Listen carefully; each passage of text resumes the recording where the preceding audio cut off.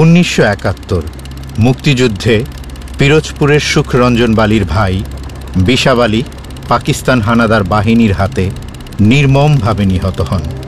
হত্যাকাণ্ডের ঘটনায় আন্তর্জাতিক অপরাধ ট্রাইব্যুনালে মামলায় অভিযুক্ত করা হয় মাওলানা দেলাওয়ার হোসেন সাঈদীকে। মামলায় সাক্ষী হিসেবে সুখরঞ্জন বালির কাছ থেকে আশা করা হয়েছিল তিনি যেন নিজের ভাইয়ের হত্যাকাণ্ডের মামলায় দেলাওয়ার হোসেন সাঈদীর বিরুদ্ধে আদালতে সাক্ষ্য দেন।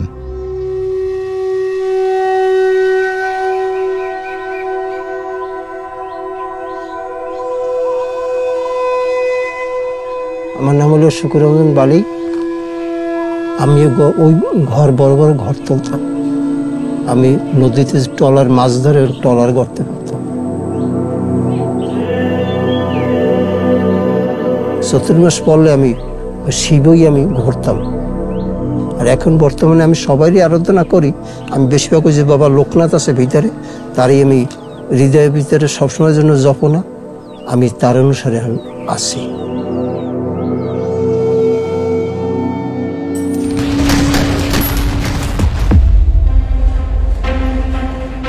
এখন 1971 সালে যে বিবরণ হয়েছে, তখন পশ্চিম পাকিস্তানওয়ালারা আমার ভাইকে মারছে। সাঈদী সাহেবের চিনছি আমরা এমপি আসছে পর, তখন তাকে চিনছি, তাছাড়া তাকে আমরা নামও পাইনি আর তার আমরা চিনিও নাই। এই তার নামে মিথ্যা মামলা বাজে লোকে সে সাজাইয়া দেশে। রাজলক্ষ্মীতে যখন আমি সাক্ষী দিয়ে গেছি, তখন আমাকে নিয়ে গেছে ট্রাইব্যুনাল অফিসার। আমার সামনে বসে আমার কাছে জিজ্ঞাসাবাদ করতেছে, তুমি কি জানো সাঈদী সাহেবের বিষয়ে?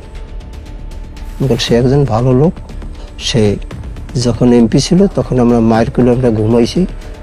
সে এইরকম পরিস্থিতির সে আমাকে রাখছে ভালোভাবেই। আমি তার নামে আমি মিথ্যাটা বলতে হবে, এই কথা বলতেছি।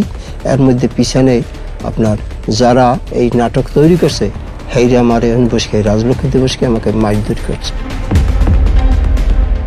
আমি বলছি, না, তোমাদের খাওয়া খাইয়ে আমি আসি নাই, আমি যারে দেখি নাই, আমি শুনি নাই, আমি হেরে বলার মতন আমার কোনো শক্তি নেই। কারণ আমরা যা বলবো এইটাই বলবা সাঈদী সাহেব মাসে আমি মিথ্যাটা বলতে। এইরকম আমাকে কয়েকবার আমারে মারধর করছে। আমি জ্বালা সহ্য না করিয়া আমি ওইখান দিয়ে আমি উঠে আসছি। বাড়িতে চলে গেছে, তো রাত্রে আমাকে অনেক টাকা নিয়ে আসছে লোকজনে।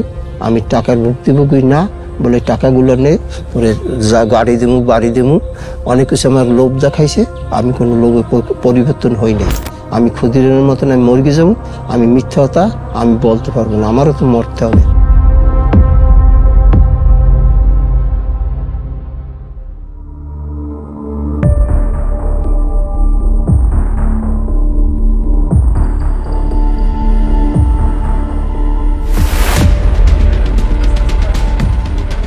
আমার যখন গাড়িতে আমার ব্যারিস্টার ছিল মিজানুর রহমান, আরও একজন ব্যারিস্টার ছিল, সামনের গাড়িতে ছিল মাসুদ সাঈদী।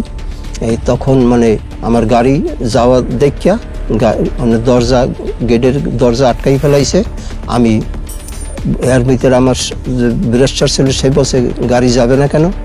যাবে না, দরকার আছে, এই কথা বলছে। শেষ মেহিনে আমার এক ব্যারিস্টারের লামিয়া তর্ক বিতর্ক করতেছে, দুই ব্যারিস্টারের মাঝে ছিল, আমাকে তখন লামাইছে, ঘাট ধরিয়ে লামাইয়া আমাকে চর মারছে। চর মারার পরে এই তো এই জিনিস যদি আটকাই রাখতে পারি, তাহলে আমাদের সব কিছু আমাদের ফয়সাল হবে। তখন এই কইয়া আমাকে ঘাট টানতে আমাকে নিয়ে গেছে পিছনের। প্রকাশ্য দিবালোকে সকাল 10:15টার সময় ট্রাইব্যুনালের গেট থেকে লয়ারের গাড়ি থেকে সাক্ষীকে নিয়ে বেমালুম অস্বীকার করা হবে। নেওয়ার পরে পিছনে ফাঁকা যে ট্রাক গাড়ি, এইতে আর কি টানিয়ে উঠাইয়া আমার মুখ কালো কাপড় দিয়ে আমার আটকাই ফেলাইছে। আটকাই হেলানোর পরে আমি কোন দিকে আমাকে নিয়ে গেছে তা আমি দেখি নাই।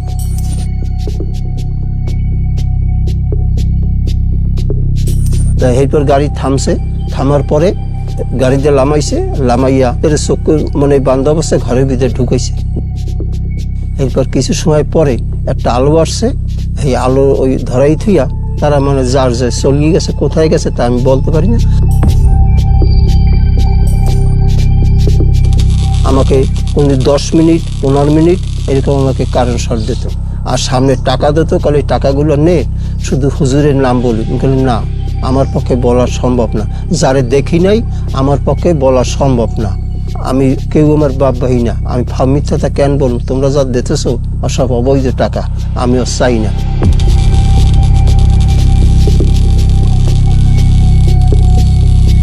আমি অসুস্থ, মানে ওই ভিতরে যে কারেন্ট শর্ট দিয়েছে আমি হাঁটতে পারতাম না, মানে আমি উড়ি আর ওই পড়িয়ে যাইতাম।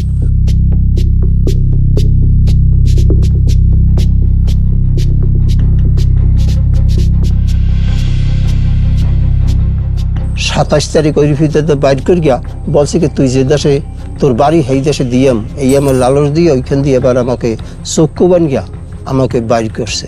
ফলে তোরে তাহলে কোন জায়গায় দিলে তুই যাইতে পারবি?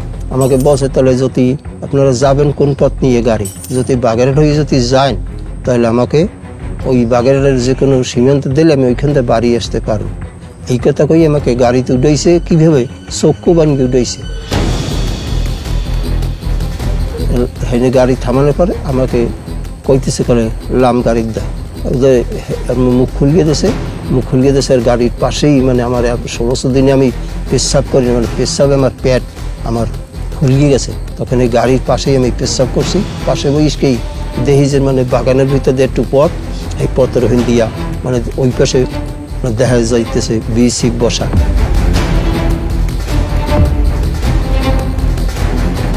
হাঁটবি কিনা হাঁট, আমি বললাম না আমি হাঁটবো না। আর সে আমার জ্বালা না দিয়া আপনারা আমাকে গুল্লি দিয়ে মারিয়ে ফেলান, আমি সামনে আমি যাইত না। তখন তারা আমাকে দুইজন মানুষের ঘাট ধর গিয়া আমাকে নিয়ে বিসিফের হাতে নিয়ে দেওয়ার পরে আমাকে ওখানে বসে নেওয়ার সাথে সাথে আমাকে দুই কান কাছাইয়া মাইট ঘেটে করে ঘুষি দিয়ে ফেলাইয়া পিঠ ঢালাই হের পর হালাইয়া মানে আমাকে লাতি আমার পিঠ মোড়া দিয়ে অপুষ্মা দিনে পিঠ মোড়া দিয়ে বান গিয়া আমাকে এইরকম মোটা বেতের লাড়ি দিয়া পিটাইছে। মানে আমাকে অনেক মার গিয়ে না, আমি ব্যাপারটা আমি নিজে ইচ্ছা করি আসিনি। তবু মানে হেরা বলতেছে হিন্দি ভাষায় আর আমি বলি বাংলা, মানে কেউ কথা কেউ বুঝিনি, আমাকে মারছে অসম্ভব মাই।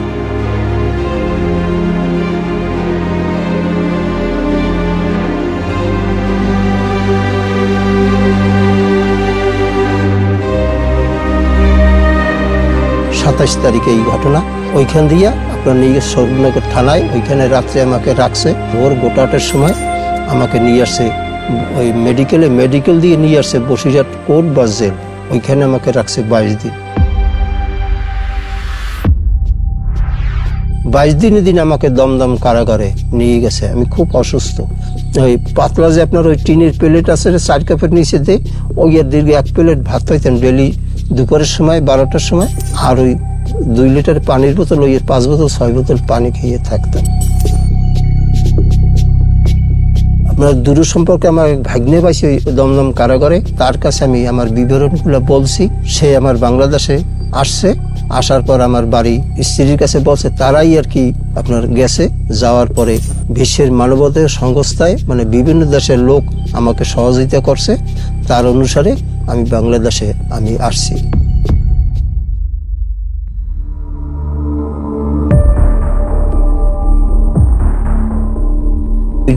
বাঁধছে সিকেল দিয়া, ওই সিকেলের মাংস সব কাঁচাই গেছে এই অবস্থা। আর এই জয়েন্টটা ধর নেই ইংরেজ মুখার মাসে একটা ইংরেজের দাম আছে 1200 টাকা, নাইলে হাত দিয়ে আমি ভাত খাইতে পেলাম।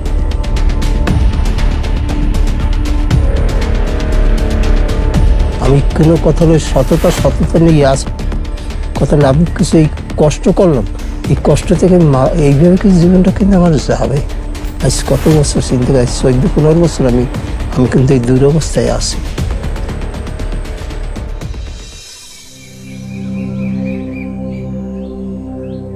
ঘর কিন্তু আমার হাতে কিন্তু উঠেছি, সিডার বন্যার পর উঠেই আমি 1 সপ্তাহ থাকতে পারিনি।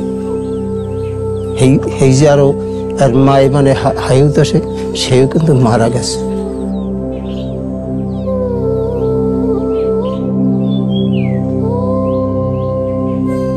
আমার জন্য শোকে, তারপর শেষ।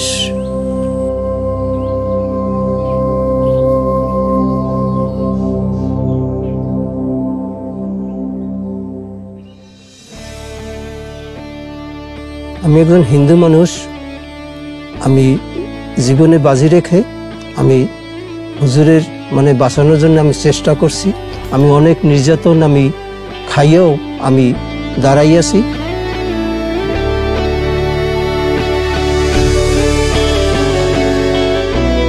আমার এই জন্মস্থান আমার ভালো লাগে। হিন্দু মুসলমান সবাই যদি আমার এক লগে আমরা চলাফেরা করি, আমরা খুব সুন্দর লাগে।